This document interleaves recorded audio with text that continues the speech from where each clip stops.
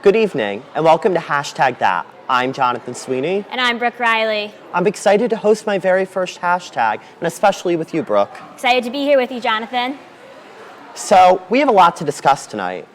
So, Brooke, do you want to kick it off with our Oscars? You know, last night the film industry's finest came together at the Dolby Theater in Los Angeles. As a film major, this is my Super Bowl. This is my World Series. It's huge. I love seeing the fashion. I love seeing the talent. There are so many wonderful films created, but only one can win the gold in each category. It's nerve-wracking.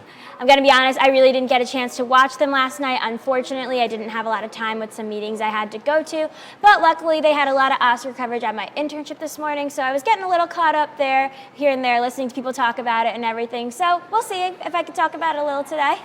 Let's dive right into the fashion. You know, the red carpet's always a fun time even before the show starts, so let's see what they got to wear. The looks were insane and definitely show-stopping, and we have a lot to discuss, Brooke. Let's take it away. So first up, we have Cynthia Irvino. She wore a nice slip dress, white. I love the all white with the rings. I think she pulled it off well. You know, I'm really not a fan of that. I'm not gonna lie. It looks like an ugly wedding dress to me. I would personally not advise, I wouldn't say wear white to an award show per se, because any white dress to me just looks like a wedding dress. And the slit doesn't work for her, that whole top. She could do better. Okay, let's agree. She can do better. And our next one, Keanu Reeves brought his mother, very classy, very elegant, simple, nothing out there, nothing super Hollywood. Yeah, I don't mind this one. It looks pretty good to me. It both fits them very well, I would say. The black bow tie, the white dress with the top, everything. I think it's good. And the next one is, drum roll, America Ferrera. Red, simple, nice, clean. Again, the gold headband. I think it's nice and simple. Yeah, I don't mind the red. I think red on the red carpet might be a little extra, but I don't mind it at all. I think it's a good look for her. I think that it worked for her body and everything too. And our last one is Sandra Oh. I think it's very Hollywood, very flashy. I like it a lot. I think it really symbolizes what Hollywood and their creative expression is. Yeah, I don't mind it. It's very different, but like you mentioned before, when you were in LA, you noticed kind of a different vibe out there. So did I, and I think it fits the vibe of that night for her anyway. So overall, great fashion, great night. So yeah. Love the Oscars. Everyone always has to critique the fashion, any award show. You know that, I know that. That's how it should be.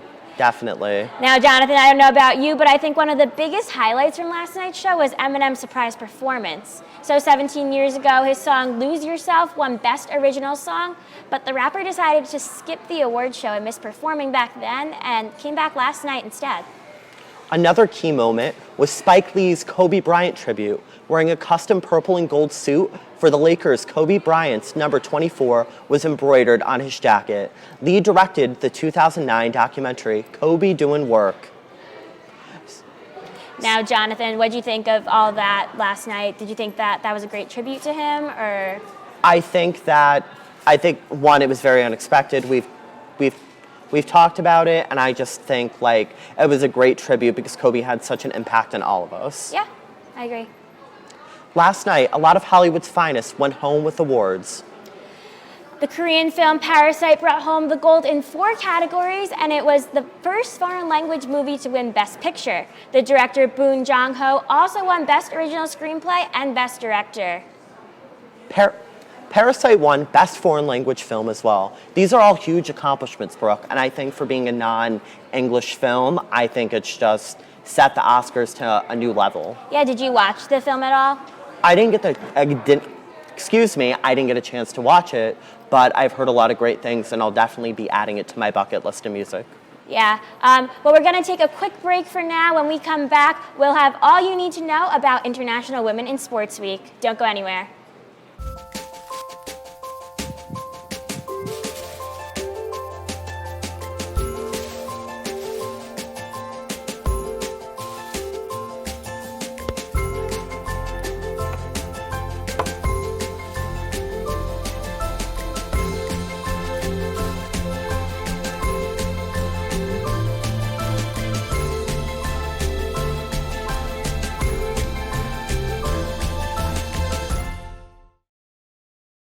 Oh, hey there. Just a typical Q30 news ad, right? Or an action-packed sports pause ad. But it's a Quinnipiac Tonight ad. From Hamden to Hollywood, we're your... Nope. Quinnipiac Tonight ad. Today, President Olean announced It's a Quinnipiac Tonight ad. The Bobcat tennis team has just scored their first touchdown of the season. Quinnipiac Tonight ad. Live sketch comedy, improv, hysterical pre-tapes, and more at Quinnipiac Tonight, Thursdays, 9:30 in the Piazza. Hey Bobo, do trees tell each other stories? I'm sorry. I'm afraid I don't know that. Hey, why don't we go find out? Listen.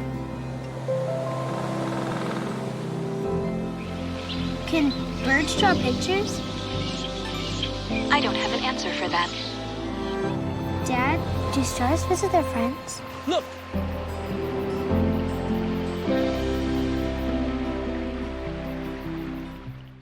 Like you were totally scripted to say it.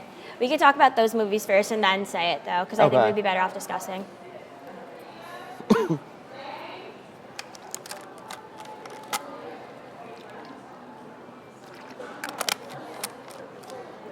I need to clean this water bottle, it's disgusting.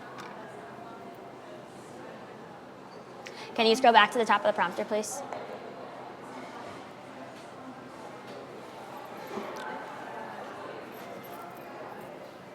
So a member of the Quinnipiac Kickline, and we were asked to perform at halftime. So let's go.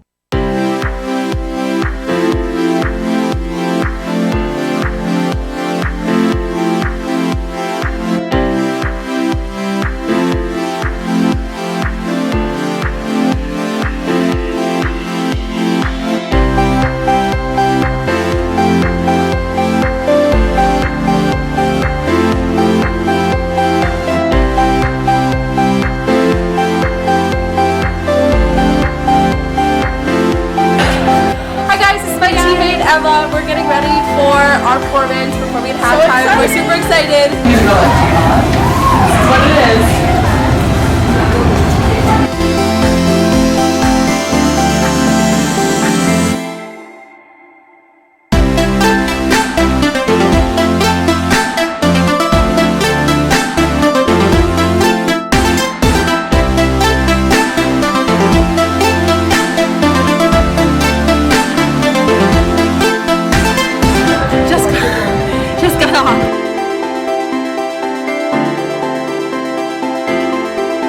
Wow, that was so much fun. It is so great to be a part of such an amazing team and feel so loved by our athletic community. Even though it was a tough loss for the women, it was still great to see all the female athletes in one place celebrating all that they have accomplished. Well, that's it for me, hashtag. See you next week. Yesterday was the Sunday Scaries. Today, it's Weird News Monday. Let's get this Monday with Robin Karshik. Robin, I'm excited to hear what strange things have been happening. Take it away. Thanks, guys. I'm Robin Karashik here for this week's Weird News. Weird News this week is definitely weird. First up is a viral video of a coyote and a badger becoming best friends instead of predator and prey. The video shows the coyote pouncing toward the badger before the two scurried way down the tunnel. The video comes from a wildlife program with the Peninsula Open Space Trust, also known as POST. It was posted to Twitter by Neil Sharma, Post Wildlife's linkages program manager. Sharma is quoted saying, "The video of the coyote and badger is one of our favorites, and it clearly captured the hearts of people around the world." End quote. I don't know about you, but I love an unlikely friendship. Next up, we have a chilling conspiracy theory from Mirror News Conspiracy. Conspiracy theorists have claimed that there's proof of an ancient civilization buried in Antarctica. One of their finds is supposedly a UFO crash site and hidden bases. This theory came to be because of an Instagram post of a mountain in Antarctica. The mountain seemed to resemble a face, which had some conspiracy theorists like Blake and Brett Cousins coming up with wild stuff. They believe it to be evidence of ancient remnants, even though they were telling them the mountain does not look like a face at all. Personally, I see the face, but I'm not so sure about the conspiracy of it all. I'll leave it to the viewers to decide that one. Last up is golden, literally. Switzerland has recently come out with some of the smallest coins ever made. It is so small that the owner of the coins are given a magnifying glass when purchasing the coin to see what's actually on it. What's so weird about this, you might ask? Well, it happens to have the face of no other than famous physicist Albert Einstein sticking his tongue out. The coin is worth about 26 cents, and you can get one of the 999 coins made for 199 francs. I'm not personally a coin collector, but I definitely want to see this one in person. That's all the weird news I have for tonight. Thanks for watching. Brooke and Jonathan, back to you. Thanks, Robin. Always good to hear from you, and that's some pretty weird stuff if you ask me. There was an ice cream sundae eating contest in New Haven the other day. Lauren Smolin and tried it out, and let's see how she did.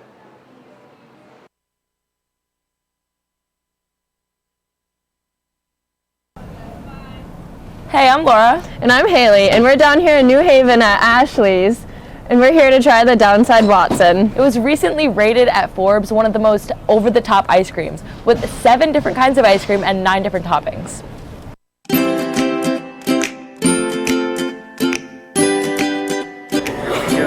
Wow. All right, first opinions. What do we think? It's huge, first of all. Definitely. I love the gummy bears. I love gummy bears when I get like frozen yogurt. That's my go-to. Except I hope they're not too hard, because sometimes when your ice cream's hard, it makes it frozen. And frozen, yeah, they freeze up. You're right. All right, should we dive in? Should we try it? All right.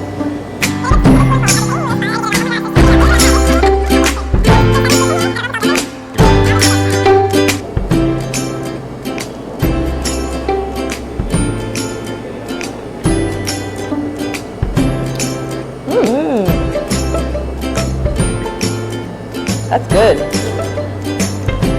Oh my god. I don't even know what I'm tasting right now, but it's good. I don't either. It's just about the best chocolate ice cream I've ever had. Really? Mm-hmm. Oh my god. It's very rich. It's really, really creamy. I'm a huge chocolate ice cream fan. That happened. We found some brownie at the bottom, which definitely put it over the top. So I'm set with my rating. Haley, what do you think? Yeah, that brownie was absolutely a game changer. Down at the bottom, a hidden gem in there. Mm-hmm. I'm glad I kept eating, or else I would have never found it. And then lots of Oreo, the cookie dough, flavoring. I think we're gonna give it a 5.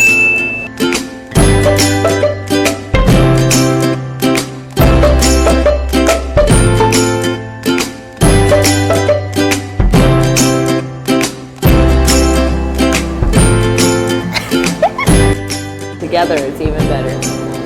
Just like us. Aww. When we come back, we have Manny Galicki for our Hollywood News Update. Stay tuned. We'll be back in a few.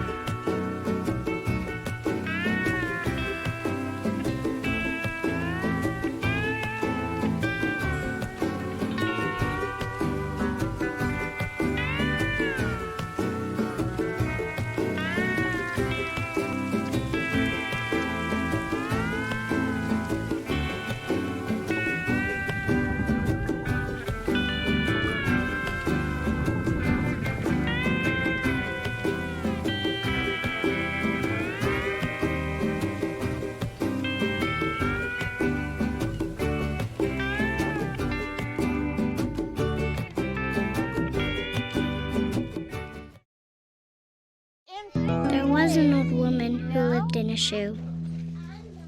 She had so many children, she didn't know what to do.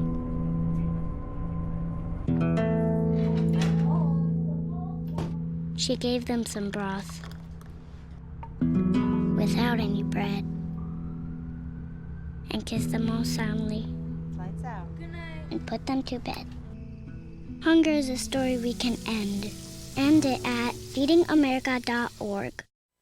There was Now, we already heard about the Oscars, but from Lil Nas X to Saturday Night Live, the rest of the entertainment world is popping this week. Manny's here with us. What can you tell us about the Hollywood news, Manny? Thanks, guys. First up, we're going to start with looking at Lil Nas X's new look in his video for his latest single, Rodeo.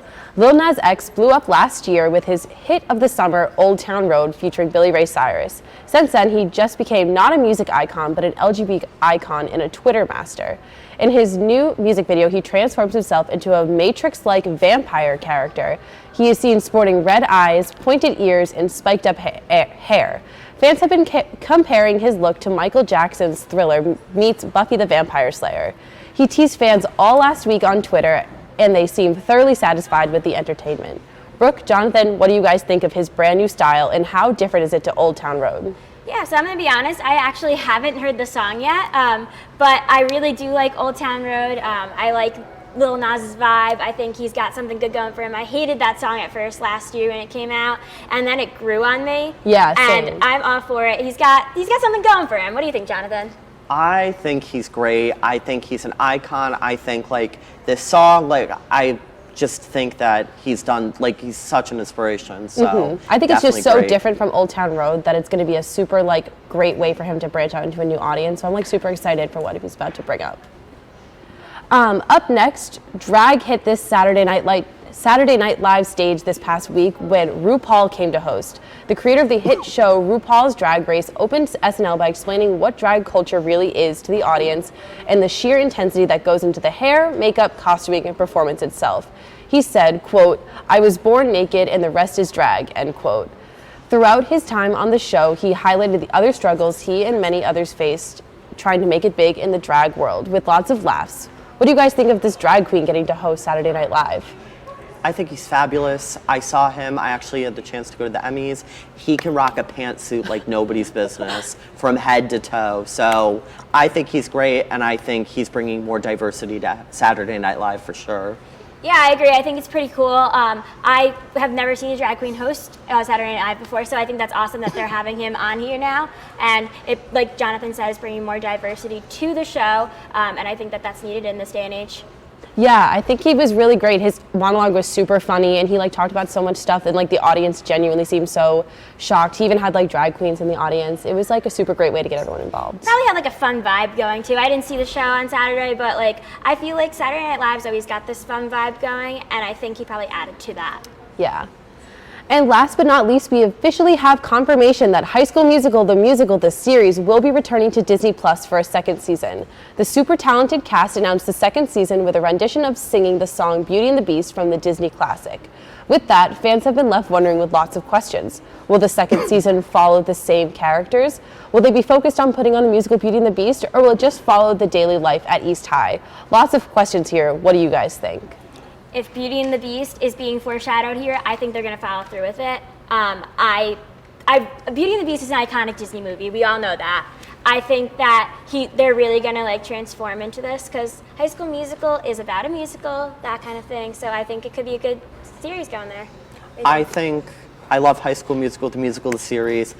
Big fan, love the soundtrack. But I also think this is a good way for Disney to show because they created Beauty and the Beast, and I think it's a great way for them to do it in another way, have a new generation recreate the original. A little old school. Yeah, no, exactly. Definitely. I think it'll be a good way to bring it into everyone else's world, for the new generations. Yeah, and Beauty and the Beast, the live action movie came out. What was it? Maybe 2-3 years ago now? Yeah. Maybe 3.5 years ago. I was a freshman in college, and I think that it's gonna really because people don't all know about it and everything, and I want them to bring it a throwback, that kind of thing. And Beauty and the Beast is a great musical too in general. I did it when I was in 6th grade. Actually, it was a spoon. And I think that it would be entertaining to see this group of high schoolers take that on. What do you guys think? Oh, definitely. I think that Disney, I just think it's fabulous, and I don't know, I'm here for it. No, yeah, definitely. I think there's such a talented cast that they can only do amazing things with such great music and great storyline that I really hope that they follow through with that. Well, thanks, Manny. And the show is winding down, but before we wrap things up, we must take a quick break, unfortunately. Stick with us to learn who the celebrity of the week is. Let's get it going. Sports Plus starts right now. Sports pause. Sports pause. Sports pause. Sports pause. Sports pause. Sports pause. Sports pause. Sports pause. Cam Young drives in, bucket. 3 minutes in, Rashawn Daly's shot hits the post. However, Eamon Whalen is there to Through the center, Fortunato scores past Adam Huska. Ties the game up at 8 with a ripper past Jake McGregor. He will keep it in his zone. Top 5 plays of the week. That's the top 5 plays. This has been Sports Pod. 1 in 3 adults has pre-diabetes. 1 in 3. That means it could be you, your favorite brother, your other brother, you, your football buddy, your football buddy, you, the boss's boss. If 1 in 3 adults has pre-diabetes, that means it could be you, your barber, your barber's barber. Nice work. Thanks. You, your plumber, Breathe right into your foot. your plumber's masseuse. Yes. You, your dog walker, On your left. your cat jogger. Or you, your co-pilot, your co-pilot's co-pilot.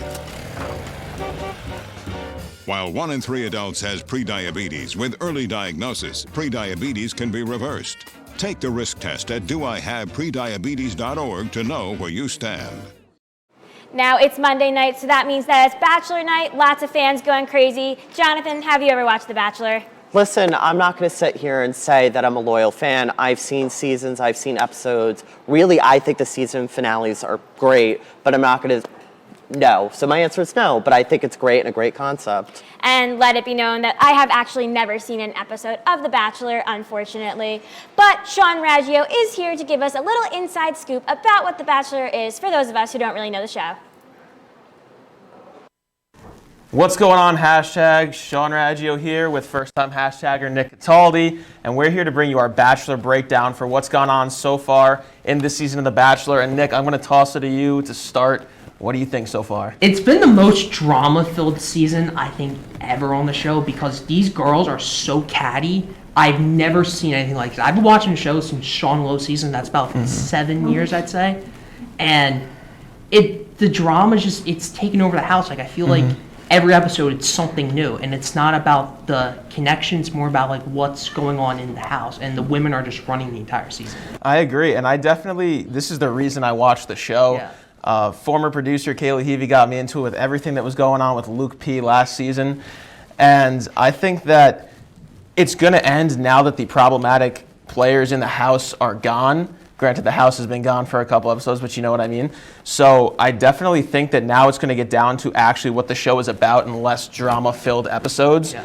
But let's jump right into the power rankings. So I'll start with you. Your top 6 include Madison, Hannah Ann, Victoria F, Kelsey, Kelly, and then Natasha.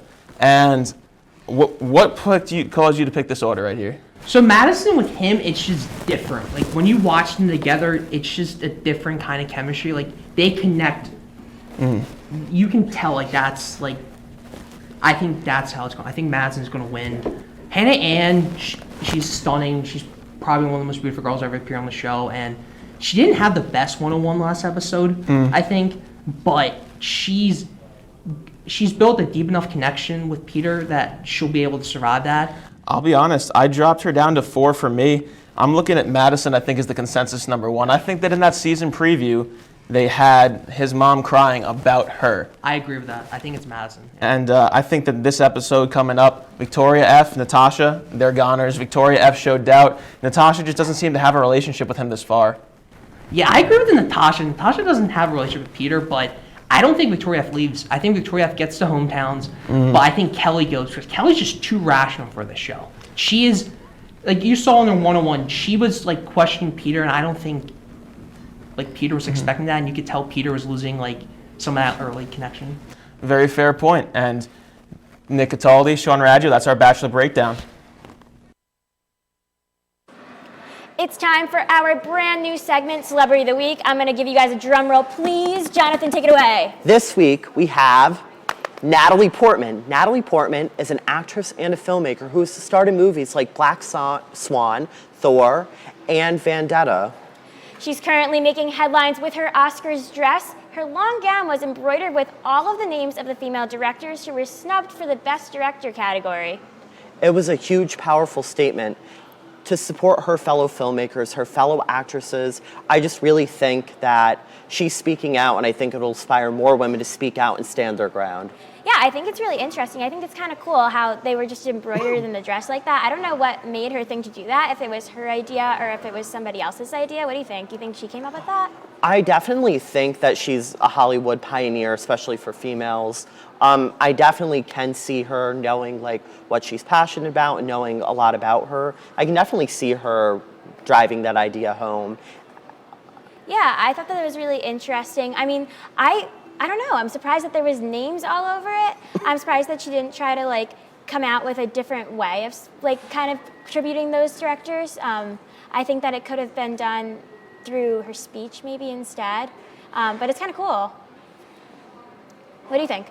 I think that, like, as we're talking about, like, the names and stuff, but, like, the nominations, too, like, Best Picture, like, we were talking about directors, but then there's Best Picture and Best Director. I just think that a lot of people were snubbed, and I think she was really making a statement and really showing that how many people deserve this, and not that the other people didn't deserve it who were nominated, but she's trying to pave the way for women, and I just think that's super inspirational, and she definitely deserves Celebrity of the Week for what she's done and what she speaks out for. Now, Jonathan, you know a little bit more about Natalie Portman than I do. What was your favorite film that she's been in before? She was in Jackie, very similar to what Renee Zellweger won for last night for her role in Judy. Jackie was a depiction of Jackie Kennedy being interviewed by a journalist about a year after JFK was murdered, and it was flashbacks to her experience with his assassination. And as a film major, I think that you can give a little more insight on what you expect out of a movie. How would you critique that movie? I think Jackie and Judy, like, both of them were very similar. They portrayed very strong, powerful women in history. But I really think for Jackie, Natalie Portman's performance to Jackie Kennedy, as we all know, we've learned in history class, that she just has such a, like, bold statement. She's such a defined person. And I think as an actress, I think that she did a fabulous job, and I think it's a really hard job that she did. I think the Oscars as a whole, each year as we progress more into society, as new generations rise up into the industry, I really think that they're trying to make statements now with their fashion and then their speeches. Like, so many people last night had speeches that really spoke to people, Brad Pitt especially. Yeah, so I think that's something that's really interesting about all of these award shows these days is the statements that are being made, and I'm not sure how I feel about them. I don't think award show is the place to make certain political statements. I agree. And I don't want to talk politics right now, but I think that there's time and place for everything, and awards nights are supposed to be fun. They're supposed to be about the people getting the awards. They're not supposed to be about all of these craziness and everything, you know? No, definitely. I agree with you, Brooke. I think that that's a really important statement and mindset to have. So, and I think like all the speeches last night were great. Natalie Portman was fabulous. So, well, unfortunately, that is all the time that we have for this week's episode of #that. Be sure to follow us on Twitter at Q30 Entertainment and at Facebook at Q30 Entertainment, and stay up to date with all of our content at Q30.com. And as always, tune into next week's show, same place, same time. For the producers and everyone behind the scenes, I'm Jonathan Sweeney. And I'm Brooke Reilly. Good night, Bobcats.